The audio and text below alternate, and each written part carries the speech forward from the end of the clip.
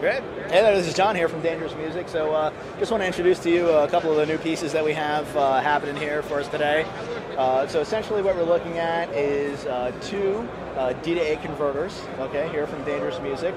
So we're looking at our top, which is a 2-channel D to A, and we're also looking at our bottom guy, which is an 8-channel D to A. So if we could look at some of the common things between the both of them, obviously we have our sample rate select, which we can see to the left over here. We can log to an external digital source or digital clock. We can also utilize the internal digital clock as well, which is a great option for us. If we look right to the right, we also have our calibration select and dBFS. So we've got -14, -16, and -18. Okay. As far as input sources, each one of them have 4 inputs.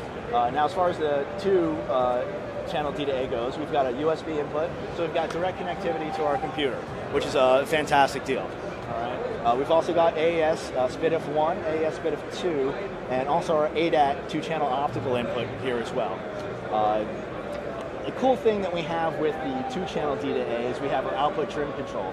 As you can see, our active red light is engaged here. So what that means is if I've got, say, a set of monitors that I'd like to feed output to, I can use this as a level control.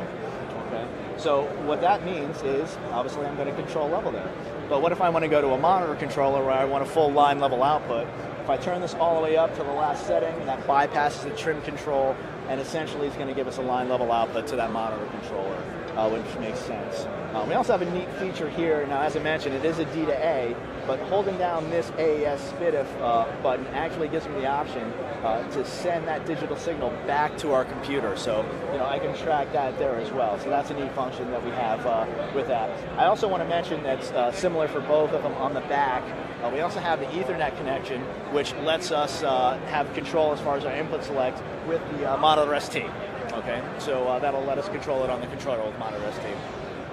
So moving to our 8-channel, so essentially, again, we talked about sample rate, we talked about calibration.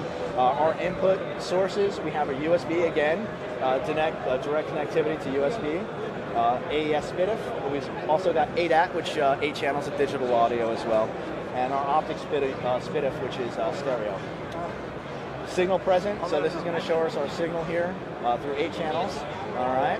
A couple of ways we can kind of work with this. We've got a situation on the other side there where we're working with the Apollo, which gives us 8 channels of analog output, but it also gives us 8 channels of additional output via the ADAT SPDIF, or ADAT optical output. So what's going to happen there is I'm going to be able to, get ourselves 8 channels of output to, send to a 2-bus LT, which is what we're doing over there. So that's a great option that we're going to see there.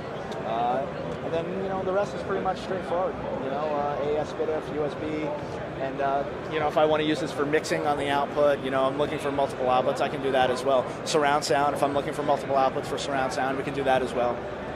So pretty flexible on the 2 pieces of gear. Yeah, absolutely.